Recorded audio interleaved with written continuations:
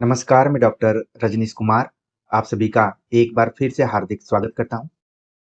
तो विद्यार्थियों, UP LT मुख्य परीक्षा की तैयारी तमाम विद्यार्थी करना शुरू कर चुके हैं और इसको लेकर हम भी प्रतिबद्ध तरीके से आप सभी के साथ जुड़े हुए हैं।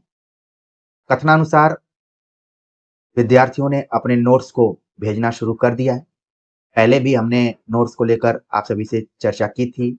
क्या-क्या उसमें त्रुटियां हैं, क्या-क्या सावधानियां रखनी चाहिए, उनको लेकर हमने बातें की हैं। इस बार कुछ विद्यार्थियों ने और नोट्स भेजा हुआ है, तो हमें लगा कि उनको भी रखना चाहिए।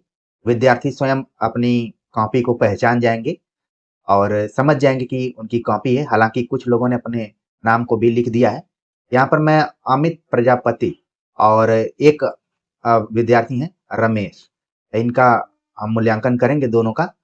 तो वो लोग विशेष रूप से देखेंगे और बाकी जो लोग नोट्स बना रहे हैं, वो और ध्यान से देखेंगे। तो सबसे पहले तो अच्छा लगा कि अमित जो है ये अच्छे कलाकार भी हैं और मुझे बिल्कुल विश्वास नहीं था कि जैसा मैं दिखता हूँ, उसी तरीके का इन्होंने फ़ोटो बना दिया है, प्रतिछाया हमारी बनाई है, तो अच्छा लगा और काफ़ी मन से इन्होंने नोट्स बनाने की कोशिश की है। तो पहला पेज आप लोगों ने इनकी कलाकृति को देखा। लाइव तरीके से मैं इनका मूल्यांकन यहाँ पर करूँगा। हमने साहित्यिक प्रवणता के अतिरिक्त भक्ति काल में सांस्कृतिक जीवन की दृष्टि से तुलसीदास के बारे में एक सवाल पूछा था, ठीक है? कि तुलसीदास की सामाजिक सांस्कृतिक दृष्टि की विवेचना कीजिए और एक कथन के दृष्टिकोण से भी पूछा था। प्रश्न नंबर 29 है, अगर आप सभी वीडियो देख रहे होंगे तो आपको मिल जाएगा वो। उसी को इन्होंने लिख कर भेजा है। अब हम देखते हैं कि देखकर या सुनकर लिखने में भी क्या गलती हो सकती है कि नहीं हो सकती। तो मात्रात्मक त्रुटियों के दृष्टिकोण से तो ज़्यादा इनमें गलती नहीं दिखाई दे रही है। राइटिंग भी इनकी अच्छी है और जो एक होना चाहिए, जो सेटिंग होनी चाहिए, वो भी इनकी है। लेकिन जब मैं पढ़ना शुरू किया, पहला ही पैराग्राफ यहाँ पर कोटेशन तो इनका ठीक है, इन्होंने ठीक लिखा कि रामविलास शर्मा का जो कोटेशन था इन्होंने लिख दिया उसको। उम्मीद है कि इसको याद भी कर लेंगे। लेकिन पहला वाक्य थोड़ा-सा यहाँ पर लड़खड़ा गए और ध्यान रखना है, उन तमाम विद्यार्थियों को ध्यान में रखना है कि कुछ बीच में भले थोड़ा गलत इधर-उधर हो जाए, लेकिन पहला पैराग्राफ आपका अच्छा होना चाहिए। पहला पैराग्राफ भी बहुत कुछ निर्धारित करता है कि जो एक्सपर्ट है, वो आगे आपकी कॉपी को पढ़ेंगे कि नहीं पढ़ेंगे, ठीक है?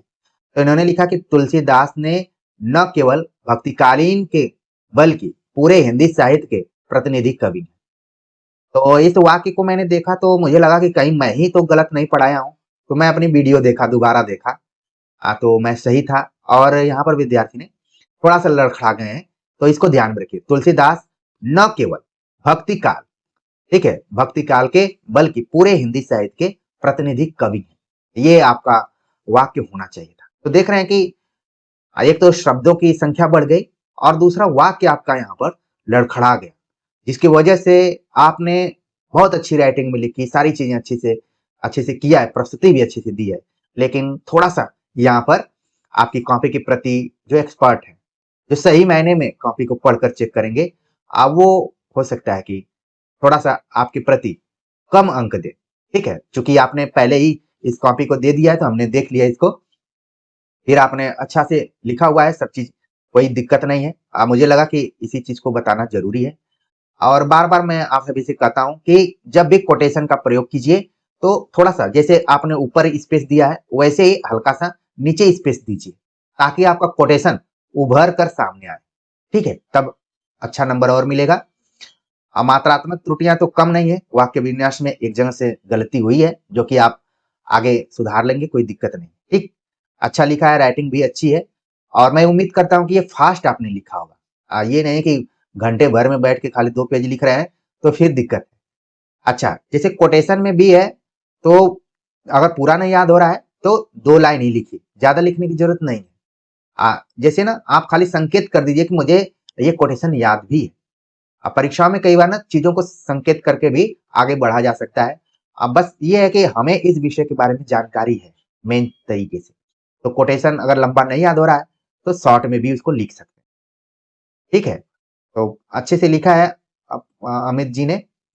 बाकी हम देख लेते हैं जो अगले विद्यार्थी हैं, रमेश जी का है। कई बार इन्होंने कहा कि सर मेरी कॉपी आप चेक नहीं कर रहे हैं, चेक नहीं कर रहे हैं, और इन्होंने कहा कि सर को लगता है कि समय नहीं मिल पा रहा है। ऐसी बात नहीं है, क्योंकि हम लोग सामाजिक भी हैं, पारिवारिक भी हैं, और आप ही के बीच से हैं, तो जिस तरीके से आप लोगों को कभी समय नहीं मिलता है, भाई मेरे पास कोई स्टूडियो नहीं है, ना कोई इसी तरीके का है कि कोई बना के दे दे रहा है और मुझे लग रहा है कि नहीं, अब मैं इतना फेमस हो गया हूँ कि खाली प्रेजेंट कर दूंगा तो विद्यार्थी देखेंगे।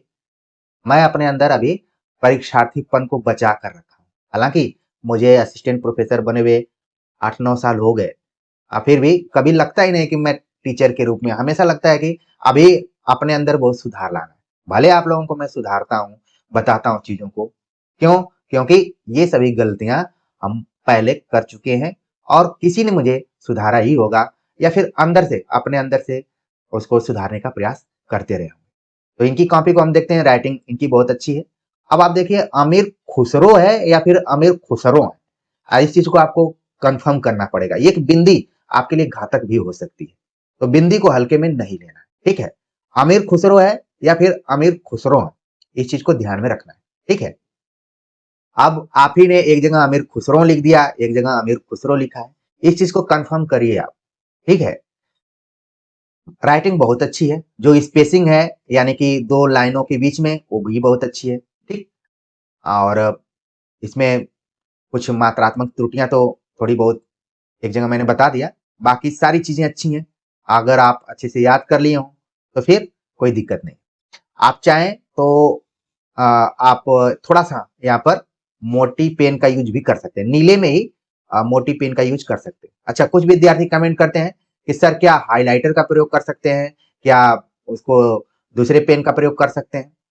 देखिए, ब्लू और ब्लैक का प्रयोग आप हमेशा कर सकते हैं, और उसके पहले आपके प्रश्न पत्र में जो इंस्ट्रक्शन दिया जाता है उसको भी देखिए, उसको नजरअंदाज नहीं करना है, नहीं तो दिक्कत भी हो सकती है, क्योंकि क्यों अपने तरफ से आप गलती करेंगे, ठीक। और प्रैक्टिस आप कर रहे हैं तो अपने समझने के लिए, याद करने के लिए एक से अधिक पेनों का प्रयोग कर सकते हैं, लेकिन एग्जाम हॉल में इंस्ट्रक्शन जरूर आपको पढ़ना है। ठीक, राइटिंग बहुत अच्छी है, मुझे अच्छा लगा ये सब।